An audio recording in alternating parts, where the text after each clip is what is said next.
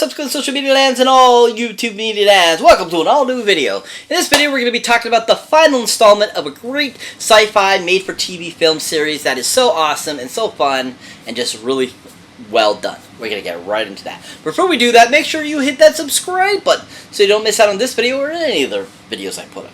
As always, people, if you enjoy my content here on YouTube, definitely check out my other social media platforms such as Twitter, Facebook, Instagram, TikTok, anywhere you can think of. Definitely check it out. It's really fun. As always, let's get right into this. So welcome one and all to an all-new video. Like I was saying before, we're going to be talking about and doing a movie review of the final and last film in a franchise of sci-fi made-for-TV films called The Last Sharknado. It's about time! Yeah! The Last Sharknado. Sharknado 6. Yeah! So Sharknado 6, The Last Sharknado, It's About Time, is the sixth and final film in the Sharknado series that came out in 2018. Now, this film is the final conclusion chapter, which I thought they did a really good job of rounding it out and giving us this really solid kind of fun premise. Now, once again, this film is directed by Mr. Anthony C. Ferrante!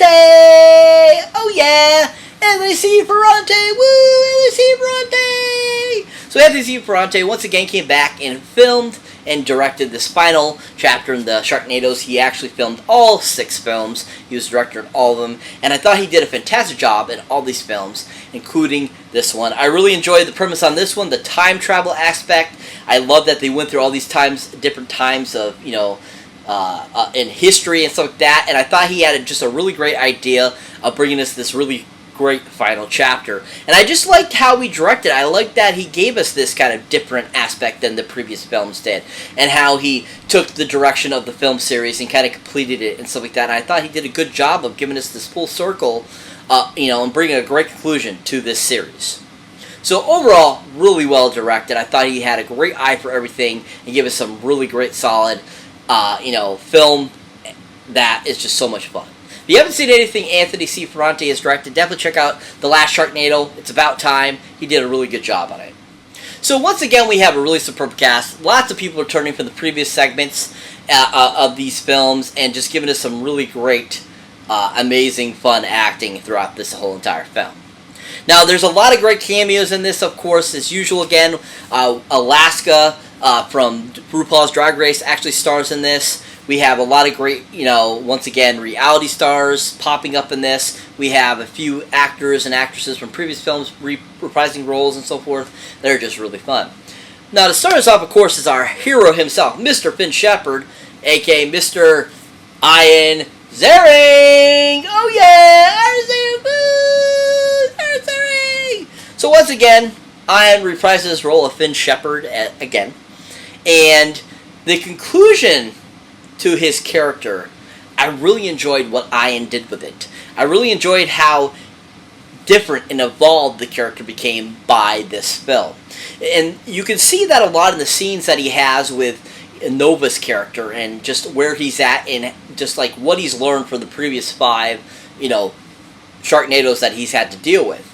And you can really see just how Ian did a great job of bringing everything from those aspects of what, Finn has learned to where he is at now and giving us a really well-rounded performance of who Finn Shepard is. Really superb, really well done by Ian. He did a great job. Once again, I think he's one of my favorite super, heroes of all time. He's a great hero. He did a great job, and he did superb in this film. If you haven't seen Ian anything, definitely check him out. In The Last Sharknado, It's About Time. He was really amazing. The next actress I like to talk about that was in this film, that's a returning character from a previous Sharknado film, is none other than the awesome and amazing Miss Vivica A. Fox! Oh yeah, Vivica A. Fox! Woo! Vivica A. Fox! And of course, a lot of people recognize the code Vivica. She was in Joanna Man. She's been in a whole bunch of films over the years. She's been in a lot of reality shows. So she's just all around a fun actress. But one film that really sticks out for me and for her performance is, of course, a great 1996 disaster film called Independence Day. Yeah, Independence Day. Yeah, she's really superb in this film. I love her character. I love that she's a love interest. Will Smith in this film, and overall I thought she did a really great job. She was a perfect choice, and she just brought a lot of great flavor and a lot of greatness to this character that just was really enjoyable. And overall, she just was really fun in the film as well, and just some of her reactions, some of her lines were just on point and perfect for the film. I just thought she did a really superb job in it. If you haven't seen Vivica in anything, definitely check out Independence Day. She was really good in it. But overall, I really enjoyed her character coming back in this last Sharknado film. I thought she was fun that she returned, and that, you know, she still had that great sassiness about herself and that great character that she brought to life in the second Sharknado. And it was just fun seeing that character again, too, because she was kind of a love interest of Finn as well. And I just enjoyed what she brought to the character and gave us this really well-rounded performance, you know, and that, you know, officially she wasn't dead and wasn't killed in the last Sharknado we saw her in. I thought that was just really great. Overall, I thought Vivica did a great job. If you haven't seen Vivica in anything, definitely check it out in the last Sharknado. It's about time. She was really fun in it. So that brings me to the final actor I'll be talking about that was in this film. And that is none other than a great character, once again, that's returning from a previous installment as well. And that, of course, is Mr. Judah Freelander! Oh yeah, Judah Freelander! Woo, Judah Freelander! So you might recognize, of course, Judah Freelander from 30 Rock. You might recognize him from a film called Feast. You might recognize him from a slew of things over the years. And he just is a really great comedian actor that is always enjoyable, so much fun, and just all around a great character. Now, another film I really enjoyed him in was a great 2000 film that he had a brief part in it, but his performance was on point and super hilarious. Then, of course, is the film called Meet the Parents. Oh, yeah. Meet the Parents. Yeah. So he plays a drugstore clerk that Ben Stiller pops into, or bumps into, I should say, and ends up asking him if he has any super expensive wine, and he says, "We have Mum's. It's on sale for $19.95."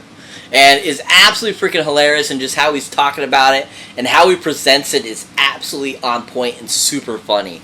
And every time I watch that movie, that's the one scene I love the most out of that film, because it just cracks me up, because Judah was so freaking hilarious in that scene.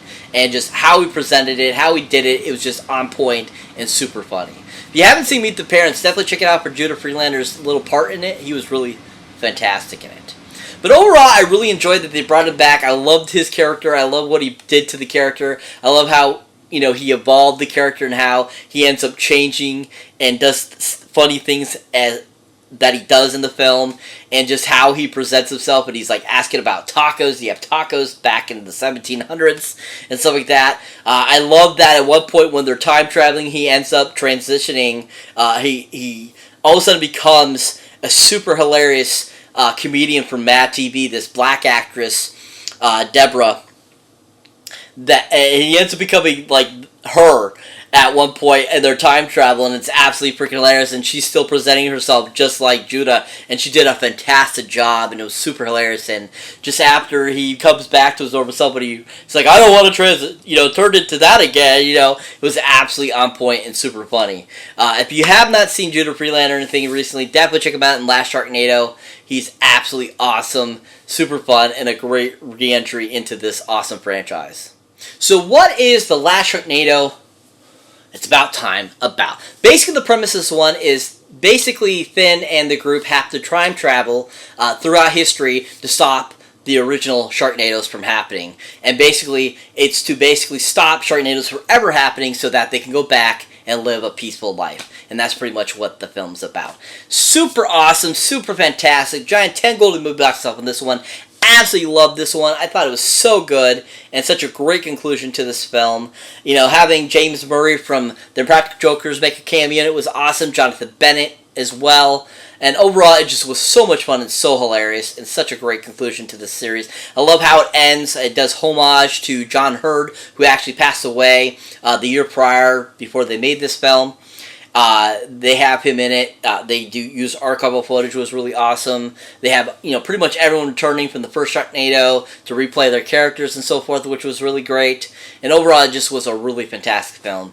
If you have not seen The Last Sharknado, definitely check it out now on Prime. It's really worth the watch. It's really fun and really enjoyable. Just all around great, funny, over-the-top disaster comedy, horror film this.